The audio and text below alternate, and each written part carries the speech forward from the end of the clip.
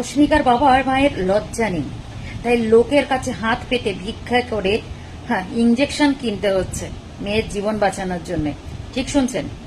আজকে ভিডিওটা আপনাদের সবার জন্য। আর ভিডিও কমেন্ট বলুন বা এর অতি উত্তর কি দেবেন সেটা কিন্তু অবশ্যই কমেন্ট সেকশনে লিখে যাবেন। ঠিক আছে? এই যে কথাগুলো বললাম আমি বলিনি, আমি একটা ভিডিও করেছিলাম যেখান থেকে দাঁড়িয়ে যে অস্মিকাকে বাঁচানোর জন্য সবাই মিলে মিলিত হয়ে যে টাকা, এত কোটি কোটি টাকা, 16 কোটি টাকা একত্রিত করা হয়েছিল এবং তার ফলে সেটা অনেক প্রচেষ্টার পর সেটা সফল হয়েছে এবং সেই দিনটা চলে এসেছে। টাকা কালেক্ট হয়ে গেছে এবং ইঞ্জেকশনের ডেটও কমপ্লিট হয়ে গেছে। তো সেখানের কিছুটা একদম নিম্ন একটা অংশ আমি সেখানে অংশগ্রহণ করেছিলাম, পাশে দাঁড়িয়েছিলাম। যারা পারেনি তাদেরকে আমি খারাপ বলিনি, সবসময় বলেছিলাম তারা একটু দূর থেকে আশীর্বাদ করুন বাবা মায়ের মতো করে, এটা সবার কাছে প্রার্থনা করেছিলাম।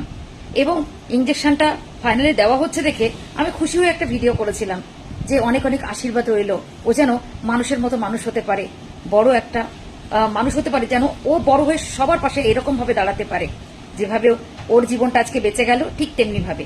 ও মা, সেইখানে একজন কমেন্ট করেছে রজত দে বলে, এত দরদ লাগে, বাহ, পরের পয়সা ইঞ্জেকশন নেয়, লজ্জা করে না? আমি তো কারোর কাছে ভিখারির মতো হাতই পাতবো না। আপনি অনেক বড় মাপের মানুষ, তাই তো এই কমেন্টটা করতে পেরেছেন। জানেন, আজকে আপনাকে আমি যদি এখন বলি সবাই বলবে দিদি হাই প্রেশার, উত্তেজিত হয়ে না, কিছু বলো না।